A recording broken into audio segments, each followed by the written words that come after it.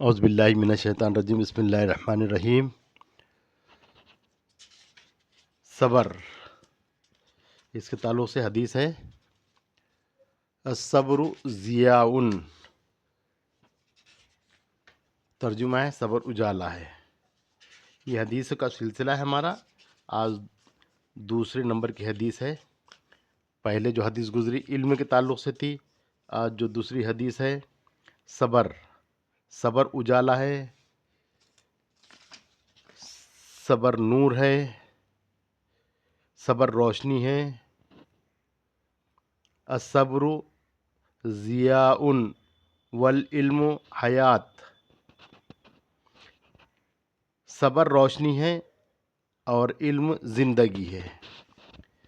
علم سے زندگی بنتی ہے اور صبر سے وہ سب کچھ ملتا ہے جو انسان کبھی سوچ بھی نہیں سکتا۔ صبر کرنے والے کے ساتھ اللہ کی مدد بھی ہوتی ہے، جیسا ان اللہ مع صابرین، صبر کرنے والوں کے ساتھ اللہ پاک ہے۔ جب اللہ پاک تمہارے ساتھ ہو جائے تو سارے مسائل تمہارے حل ہو جائیں گے انشاءاللہ۔ اور یہ حدیثوں کا سلسلہ چالو ہے ہمارا، انشاءاللہ اس میں 40 حدیث ہم آپ کے سامنے پیش کریں گے اللہ کے فضل سے۔ اللہ توفیق دے ہم کو صحیح بات بتانے کی اور صحیح لکھنے کی، صحیح پڑھنے کی۔ انشاءاللہ آج دوسری حدیث ہے صبر کے تعلق سے۔ اور جو شخص میری امت کے لیے 40 احادیث محفوظ کر کے دوسروں تک پہنچائے تو اس کو قیامت کے دن فقیہ یعنی عالم دین بنا کر اٹھایا جائے گا اور میں اس کا سفارش ہوں گا۔ نبی صلی اللہ علیہ وسلم فرما رہے ہیں کہ میں اس کی سفارش کروں گا۔ اور 40 حدیث دوسروں تک پہنچانے کا مطلب یہ ہے کہ اس پہ سے اچھے سے عمل کرے، خود بھی عمل کرے، خود بھی کوشش کرے کہ جو حدیث ہم پیش کر رہے ہیں پہلے ہم خود عمل کریں گے تو اس سے سب کو فائدہ ہوگا انشاءاللہ۔ ایک حدیث دیکھو، علم کا ہے، علم کی بڑی فضیلت ہے، اس کو علم حاصل کرنا ہے۔ اور صبر کی تو بہت اہمیت ہے۔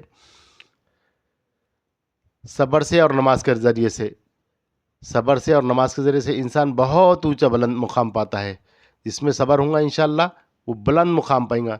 دیکھو حضرت ایوب علیہ السلام کے تعلق سے کتنا صبر کیے حضرت ایوب علیہ السلام نے، کتنا صبر کیے۔ تو صبر سے بڑی چیزیں ملیں گی انشاءاللہ، اللہ کی مدد شامل حال رہیں گی اور تمہارے لیے بہت فائدے کی بات ہے۔ اور ہم جیتتا وہی ہے جو صبر کرتا ہے، صبر کرنے والا ہمیشہ جیتا ہے۔ تو آپ صبر کرو انشاءاللہ۔ صبر کہاں کرنا ہے؟ جیسے کچھ معاملات بگڑ رہے ہیں، جہاں اختلافات ہونے کا ڈر لگ رہا ہے، وہاں تھوڑا صبر کر لو۔ صبر میں بڑا فائدہ ہے، صبر کریں گے تو بڑا فائدہ ہوگا۔ دیکھو صبر ایک گہرا اور وسیع مفہوم رکھنے والا لفظ ہے۔ صبر جو لفظ ہے بڑا وسیع مفہوم رکھنے والا ہے۔ صبر کا مطلب روکنا، بند کرنا، برداشت کرنا۔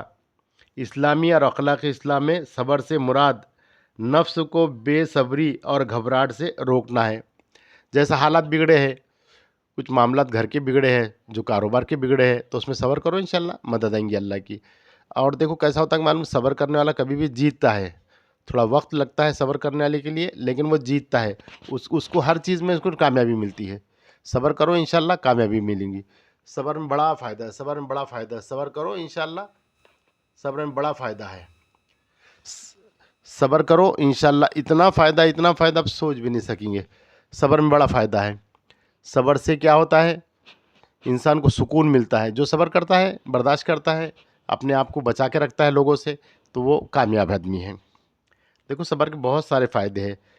صبر ایوب ہے، جو بھی صبر کرتا اس کو کامیابی ملتی۔ صبر کرنے کی کوشش کرو۔ حالات بگڑتے ہیں تو ایک آدمی صبر کر لیا، دوسرا آدمی جذبات میں آتا ہے، وہ دیکھتا ہے کہ یہ کچھ نہیں کر رہا ہے، صبر کر رہا ہے۔ دیکھو صبر کرنا ہے، اور صبر کے ساتھ کیا ہے؟ اللہ کی راستے کو مضبوطی سے تھام کے رکھنا ہے۔ صبر کا مطلب یہ نہیں ہے کہ ہم صبر کر کے بیٹھ گئے، نہیں، اللہ کے دربار میں جانا ہے اور جو معاملات ہے پیش کرنا ہے اللہ کے سامنے۔ فیصلہ تو اللہ کرنے والا ہے، بندہ تھوڑی فیصلہ کرنے والا ہے۔ فیصلے کا اختیار تو اللہ کے پاس ہے۔ اللہ کے پاس جائے، گڑ گڑائے اور مانگے اللہ سے، بتائے اللہ کو بھائی میں مظلوم ہوں، اللہ ظالم کو تو صبر عطا فرما، جیسا میں صبر کر رہا ہوں اللہ ظالم کو بھی صبر عطا فرمائے، اس کو ہدایت دے، اس کے ہدایت کے لیے دعا کرنا۔ ظالم کے لیے بھی بددعا بھی نہیں کرنا ہے ظالم کے لیے. دیکھو ہمارے نبی صلی اللہ علیہ وسلم کا سارا طریقہ دیکھ لو، سارا طریقہ دیکھ لو، شروع سے آخر تک آپ نے صبر کیے. بہت حالات ہے، بہت حالات ہے، ہر بات ہر معاملے میں صبر کیا آپ نے. صبر کرو انشاءاللہ، بڑا فائدہ، صبر میں بڑا فائدہ ہے. صبر کرو، اس سے فائدے ہوں گے انشاءاللہ، اور بڑا سکون، راحت، آرام ملے گا. صبر کرنے والا آرامی سے سو جاتا ہے، بے چینی گھبراہٹ بالکل نہیں ہوتی اس کو، وہ آرامی سے سو جاتا ہے. صبر کرو انشاءاللہ، سکون کی زندگی ملیں گی. سکون کی زندگی چاہتے تو صبر کرو، ہر چیز میں صبر کرو.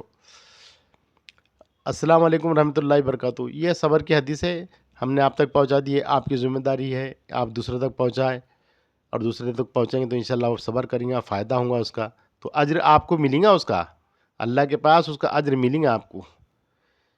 کوئی چیز بھولتا نہیں، اللہ کوئی چیز بھولتا نہیں، سب چیزیں لکھی جاتی ہے، ہر چیز لکھی جاتی ہے، اچھی بھی چیز لکھی جاتی ہے اور بری بھی چیز لکھی جاتی ہے. تو یہ پہنچاؤ دوسرے کے پاس، اچھا ہی لکھے جائیں گے انشاءاللہ. السلام علیکم رحمۃ اللہ وبرکاتہ.